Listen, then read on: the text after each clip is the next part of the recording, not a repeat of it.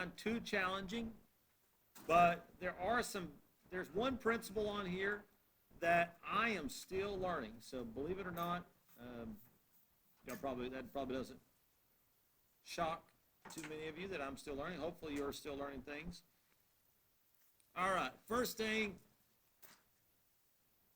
for any real number, A and B, in any positive integer n, so taking the square root, third root, or A to the positive integer. An integer is a number that doesn't have a what?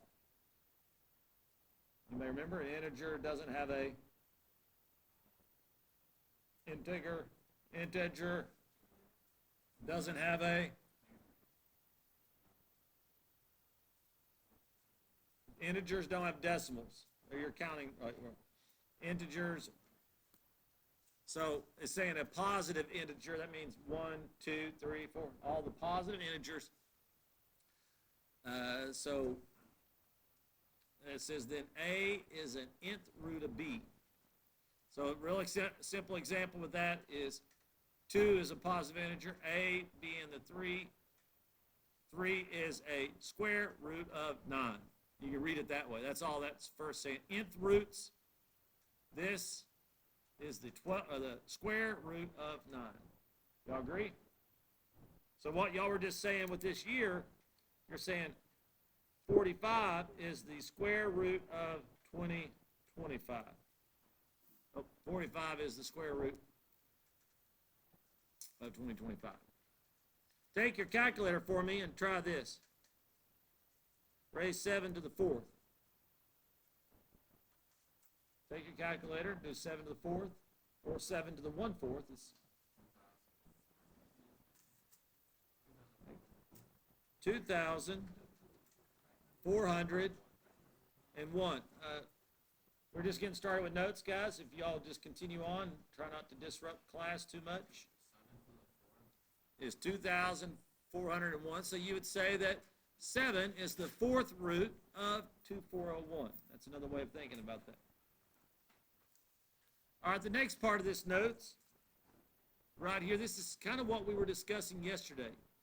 If you go to evaluate nth roots, I really wish this was flip-flopped. I wish this was over here so we could communicate it that way. But any value that you're taking a root of, so this values could be any radicand, there's that cool word in math, any value you're taking a root of could be written as that same value raised to the 1 over that root. We discussed that yesterday, didn't we? Somebody give me or tell me, how could I rewrite the 4th root of 25? 25 to the 1/4. Very good. That's what that evaluating nth roots tells us. You good with that? Okay, then at the bottom of this page, pay close attention to this right here. These are some basic rules for roots. And I think some of this is intuitive, and some of it might not be. So there's a lot of words here. Let's start with this, a positive integer. So an example of a positive integer is 4. A positive integer and the number of real nth roots when n is even. So what is n if you're writing it like this? Square root of 4. What's n? 2. So that's an even root. You could have 2 real nth roots. What are the 2 roots with a square root of 4? 2 and -2. So I have 2 options. If I'm doing a positive number, still on a positive number like 8, and you're talking about the number of real nth roots when n is odd. So here we go. Cube root of 8. What's the cube root of 8? Y'all know that? It can be written that way, but what is it actually? What is the cube root of 8? Y'all know it? You do know it. It's 2. 2 times 2 times 2. Cube root of 8 is 2. Can the cube root of 8 be -2? No. So -2 produces a -8, doesn't it? So that's why whenever you're doing an odd root, there is only one real root. And that's for positive numbers. Now, then the next thing says when the number is 0, whether you're doing an even or odd, so if you're taking a square root or a cube root or any even or any odd root of 0, what is the square root of 0? 0. What's the cube root of 0? 0. So there's only one root both cases. It's 0. Now, if you're doing a negative number, if there's a negative number, you're taking a square root or a cube root or any even root or any odd root, how many roots, when you're taking an even root, does a negative number have? And these are real nth roots when n is even. I'm pointing to it. What is the square root of negative 4? We learned this last semester.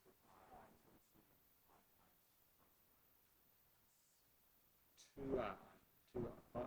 Plus minus 2i. So the I means imaginary. So it's not real nth roots. So there are none when you're considering it real. So if this number is negative, we don't have the option for real roots when it's even. But when it's odd, right here, if you're talking about an odd, like a cube root of a negative 8, there is one of those. Negative 2 does work, doesn't it? That is a real cubic root. Y'all fine with that? Okay. Turn the page.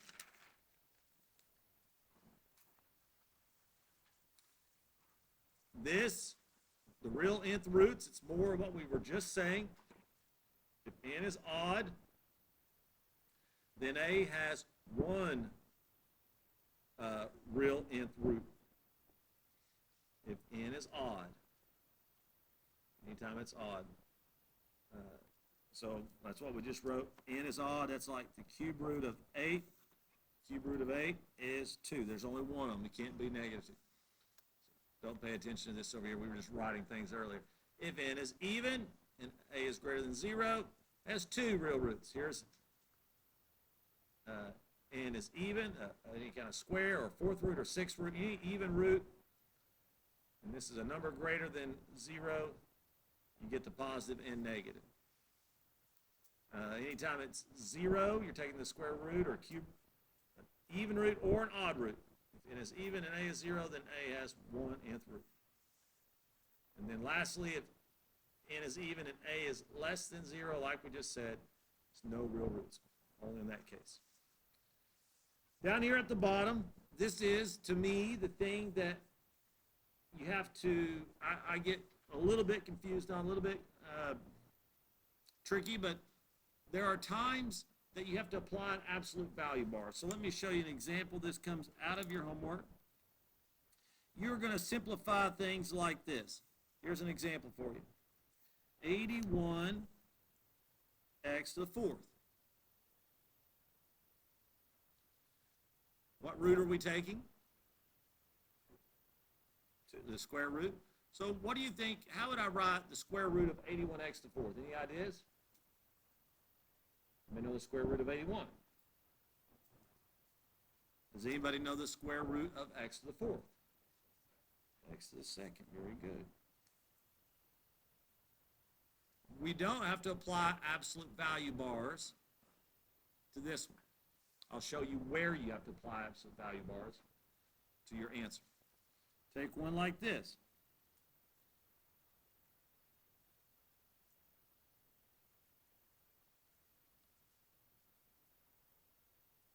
What do you think the answer to this one is?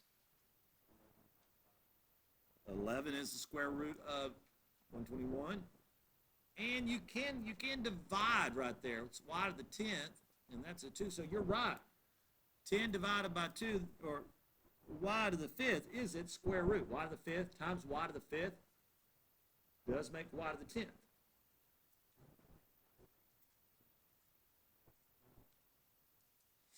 No, because the exponential property, if you went 11y to the 5th times 11y to the 5th, 11 times 11 is 121. y to the fifth times y to the fifth, you add the exponent to get y to the 10th.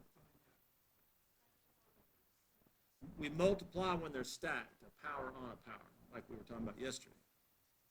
So now, this time, you have to put that in absolute value bars. So don't pay attention to this for now. That's not there. The answer, the square root of 121y to the 10th, is 11, and the absolute value of y to the 5th. I'll explain the easiest way I know to explain this in just a second. Okay, and we're talking about when n is even is when you got to pay attention. So both these had an even root. They were both square roots, weren't they? So square root, we came down here, we ended up with one that didn't have a radical and one that required a radical sign. Why do I say radical? One that didn't require absolute values and one that does require absolute value.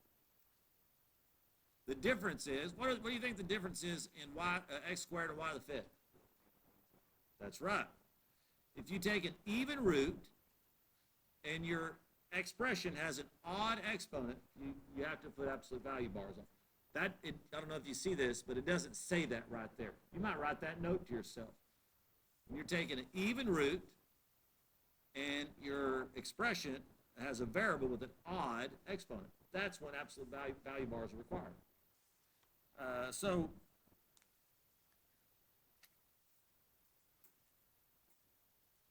if I was doing this one,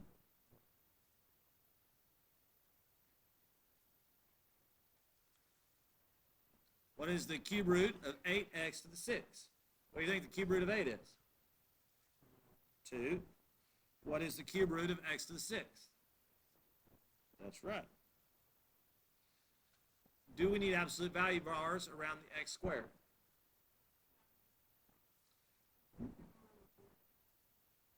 No.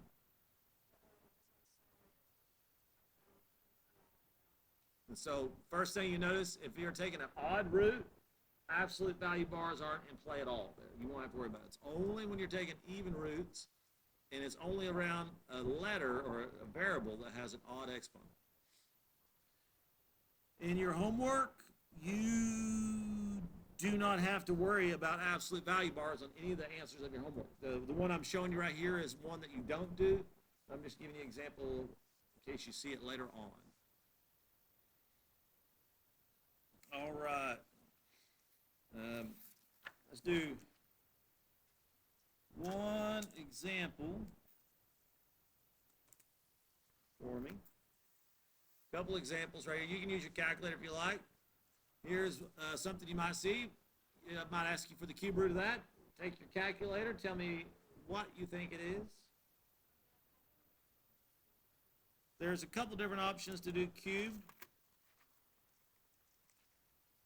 There's a couple different options.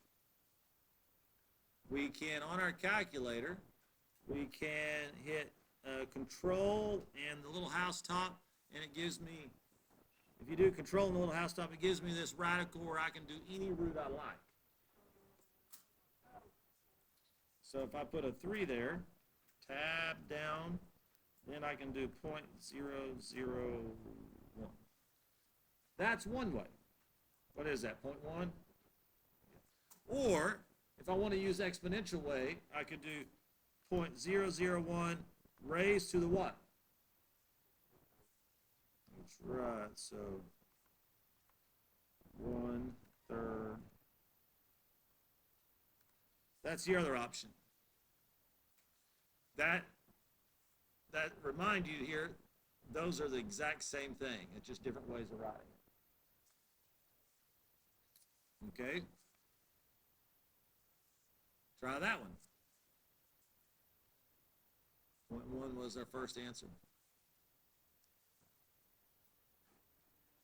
Square root of negative 0.01 gives us what?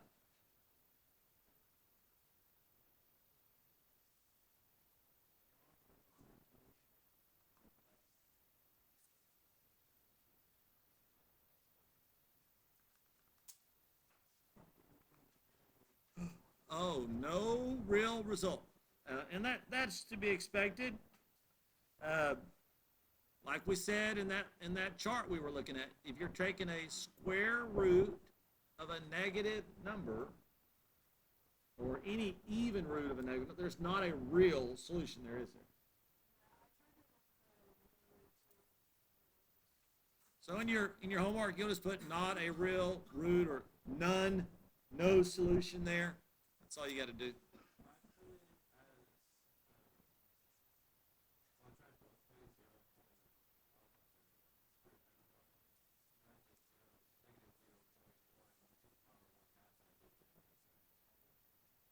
Oh, yeah?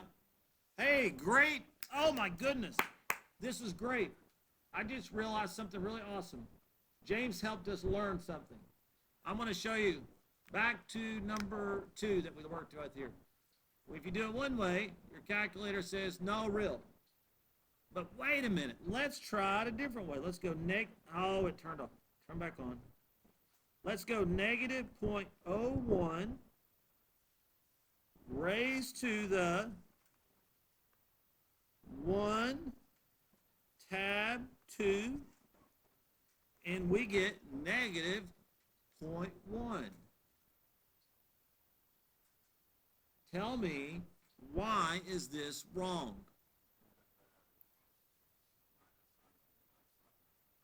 Very good. You get 5 imaginary bonus points, and you get to be the back row star member of the day. That's right. Now look what my calculator did. Look what my calculator did. It automatically, even though I didn't type it in that way, it automatically put it outside parentheses.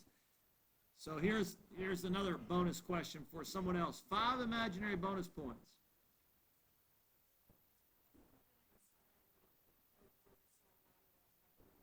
Right.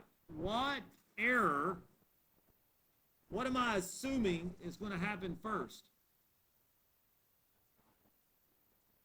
Yes. What is happening first? If you type it in like this,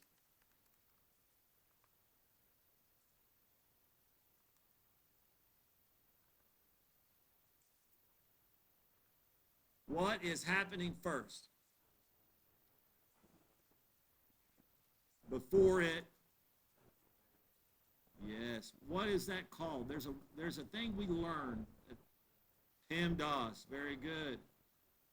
Now, we know PEMDAS, but we assume our calculator will recognize, hey, this is what I mean. I mean for that to be negative 0.1 raised to the 1/2.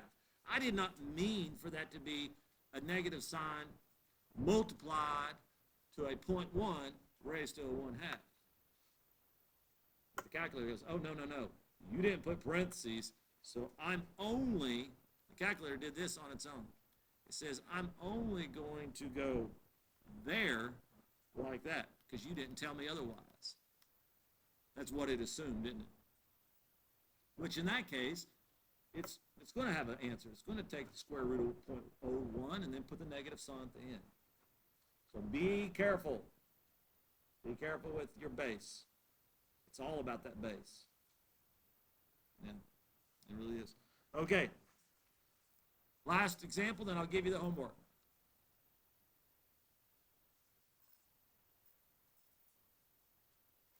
Answer is